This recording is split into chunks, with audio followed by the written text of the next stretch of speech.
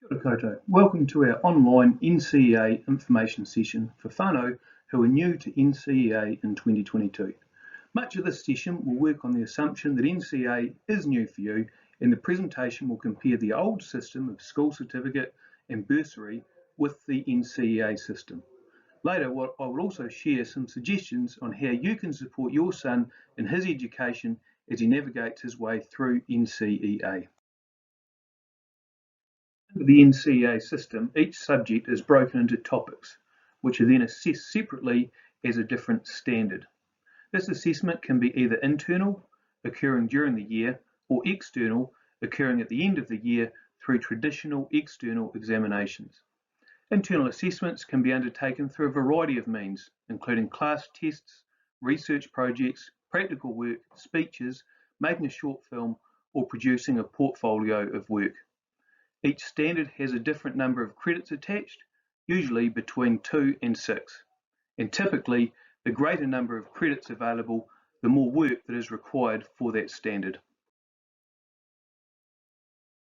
Subjects are assessed using either achievement standards or unit standards. Achievement standards are assessed with grades of achieved, merit, excellence, or not achieved, while unit standards have grades of only achieved or not achieved. Unit standards are typically found in vocationally focused courses, and often the assessment is completed in conjunction with an industry training organisation or ITO. Unit standards tend to be used in subjects such as woodwork, metalwork, electronics, gateway and STAR courses. Unit standards count towards NCEA qualifications in the same way as achievement standards. Slide gives us a made-up example so that we can compare the traditional school certificate examination-based approach to assessment and the NCEA type approach. So if we look at the example here, we can see this young person achieved 43% in school certificate, and across the 10 questions in that examination, they achieved a range of marks. Some of them were quite good, some of them not so good. But we don't know whereabouts those strengths and weaknesses were.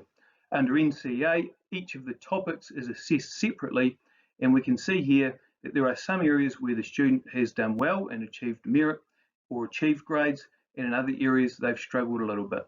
So under NCEA, we get an idea of strengths and weaknesses in particular topics that are assessed. Here's that same information in a little bit more detail, and we can see the areas of strength in Level 1 mathematics, algebra, measurement, geometry, and number problems that this young person has achieved and done well in. We missed that level of detail with the overall blanket grade that school certificate gave. This slide shows us in a little bit more detail the varying types of assessment that can be used under NCEA, and again compares the traditional approach, which was generally a one-off 3-hour examination, with the different range of assessment types that can be used under NCEA. And of course, the type of assessment that is used does vary depending on the type of subject and the type of material that is being assessed. Slide explains the number of credits that are required to achieve each level of NCEA. This can be a little bit confusing. At level 1, 80 credits are required. Now, the first 20 credits that a young man achieves will also count towards NCEA level 2. So at level 2, 80 credits are required. However, 20 of those come from level 1. And at level 3, a further 60 credits are required at NCEA level 3 in order to gain that qualification.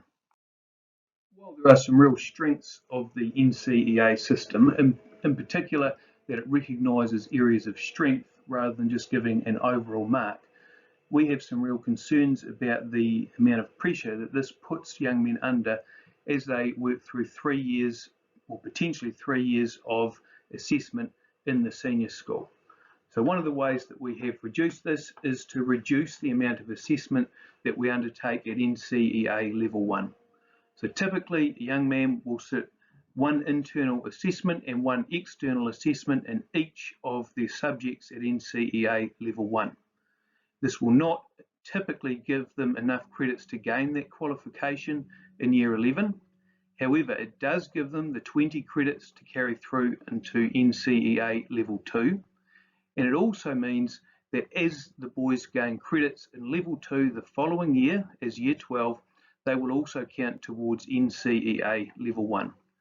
In the 3 or 4 years that we've been doing this, we've noticed that there hasn't been a decline in assessment results at Level 1 overall, but we have noticed an improvement at Level 2 and Level 3, in particular with the number of boys who are gaining merit and excellence endorsements. Many senior school subjects, in particular at Level 2 and Level 3, will have prerequisites, a certain level of performance that is expected in order for a young man to be able to take that subject. So it's not a case of simply aiming for the lowest and easiest to obtain qualification, i.e. a certain number of credits, but it is really important that each young man is trying to do the very best that he can in all of his subjects and in all assessment tasks.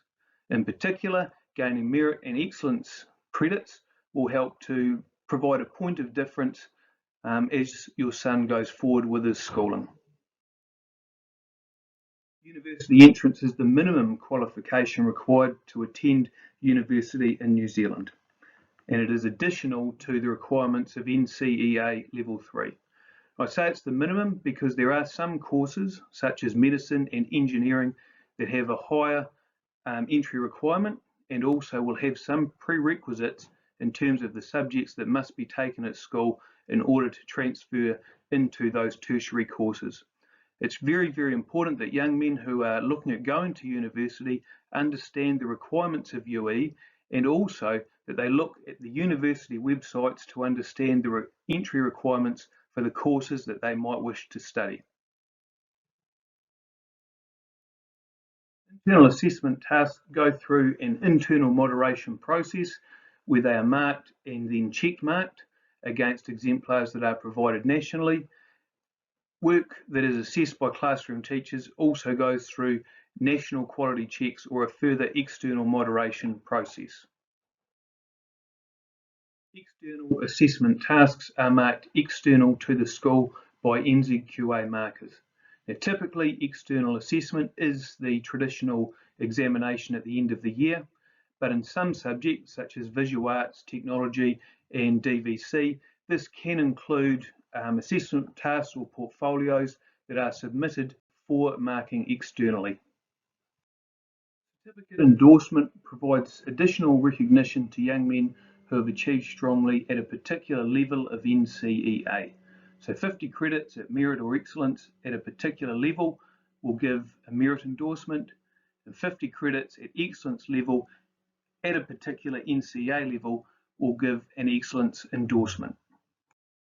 Course endorsement provides recognition of strength and achievement in a particular course or subject area. So 14 or more credits at achieved, at merit or at excellence, with at least 3 of those credits from an external standard and 3 from an internal standard, will give a course endorsement. Scholarship is the highest New Zealand secondary school qualification. Scholarship assessments are challenging and demanding for the most able students. We encourage all young men who are studying at Level 3 to consider scholarship examinations. There's no cost to sit scholarship, but students do need to register. Those who gain a scholarship receive financial reward towards their tertiary study. If young men are keen, we do encourage them to talk to their subject teachers in the first instance. There is much that parents can do to assist their sons through NCEA. Helping with time management is really important. So encouraging them to use their homework diary, their wall planner, check the assessment details each week in the weekly planner are really important and good starting points. There's a lot of information on the NZQA website. Have regular conversations with your son about his learning and about assessments. Ask them specifically to show you and explain the things that they've been doing. Regular school attendance is essential. There is a direct link between school attendance and achievement. And whereas something like 80 or 90% might sound good as an attendance rate, that actually adds up to a lot of time away from school over a year. So if you can get your son to school regularly, that is going to be one of the most important things for his success. Having good routines around the completion of homework and getting enough sleep are two things that are also really important for young men. The NZQA website, www.nzqa.govt.nz, is a really good source of information for both young men and parents. If you have a look at the diagram there on the slide, you can see in the middle there is a section that says information for, and then under that, one of the items in that list is students. After clicking on students, I'm brought to a screen that includes this information here, and under school students, you can see it lists subjects as one of the options. After clicking on subjects, this is part of the next screen that comes up, a list of all subjects that are offered in New Zealand under NCEA. And by clicking on the subjects that your son is studying, he'll be able to find previous year's exam papers at all levels of NCEA, exemplars of student work that have been marked as achieved, merit or excellence, with some annotation about why they achieved that particular grade, as well as examiners' reports that highlight what successful candidates have done well in the past. So there's a wealth of information on the NZQA website, and that's something that your son can be delving into at any time throughout his senior schooling and experience with NCEA. That's the conclusion of this presentation. I wish you well and your son well for his year.